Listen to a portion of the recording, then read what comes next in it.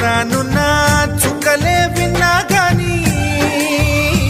కదిలించలేదా కాస్త కూడా నీ మనసుని పరదాలు దాటి ఒక్కసారి పలకరించవేమి అందరినీ ఇలా వెంటపడి అడగాల సరదాగా నువ్వే ఎదురైతే సరిపోదా నిద్రపోతున్న రాత్రి నడిగా గుటికి చేరిన గువ్వల నడిగా